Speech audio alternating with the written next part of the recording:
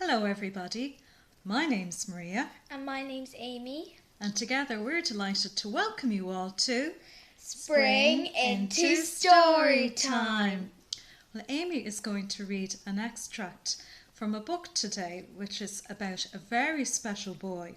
He's only 10 years of age when we meet him in this book, but he ends up becoming one of Ireland's bravest and well-known historical figures. Amy, would you like to tell them who it is? It's Michael Collins. Yes, it is Michael Collins. So the book is called Michael Collins, Hero and Rebel. It's written by Eithne Massey, published by O'Brien Press, and it's suitable for children aged 10 years and over. Let's get started, shall we? Mm-hmm. There you go, Amy. At the forge, 1900. His head was spinning.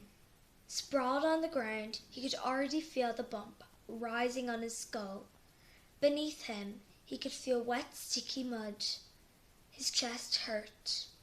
On top of him was the weight of the world, and he was breathing in the sour smell of a boy who hadn't changed his clothes since their first day back at school.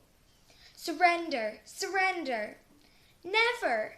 He pushed with all his might, and the weight shifted, lifted, fell to one side. As he struggled to get up, gasping for breath, he heard a sudden roar. Now there was another pain. His ear was caught in a tight grip, and he was pulled to his feet. "Ye young devils!" The master, Dennis Leary, was pulling him away from Jerry. "Enough of that now, the pair of you. Jerry Cadogan, you big Amadon." Amadon means fool. "You should know better than to be fighting with the little fellas. And as for you, Michael Collins, are you mad taking him on?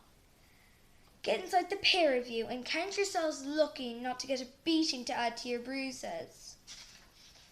Michael's mouth opened, ready to explain that Jerry Cadogan had been picking on Paddy, the smallest child in the school. The master was having none of it. "Amn't I after telling you to get inside, Michael Collins, and not a word out of you, or you will be more than sorry." Michael went inside. He settled at his desk, still red with fury that the fight had been interrupted. His sister Katie sent him a sympathetic wink from the girls' side of the classroom. Katie wouldn't tell on him at home. Katie never did. He nursed his head and felt a sense of injustice grow inside him. Tears were rising, not because of the pain, but because of the unfairness of it all. He knew he had been right to take on Jerry Cadogan, the biggest bully in the school. The master should have realised that. Jerry's always picking on the little ones, the ones smaller than Michael, who, although he was only 10, was big and strong, and was always ready for a scrap. There was no arguing with the master, though. Michael had often tried. In spite of this, Michael liked Master O'Leary, and he knew that he was one of his favourite pupils. Master O'Leary took the time every day to tell the stories that Michael loved. Nothing was said, but the children somehow knew that these stories were not to be mentioned when the inspector came around. They were tales of the heroes of Ireland's past, men like Wolfe Tone and Robert Emmet, who had fought against the English. So many battles for Irish freedom from the British Empire. So many failures and executions and betrayals. But every execution and betrayal was the source of another story, another song. The master taught them the songs and the poems too. Poems about brave rebel leaders and noble ancient chieftains. The lines stayed in Michael's head, replayed again and again like music. The calls to battle, the curses piled on the enemy. "May the heartstone of hell be his best bed forever."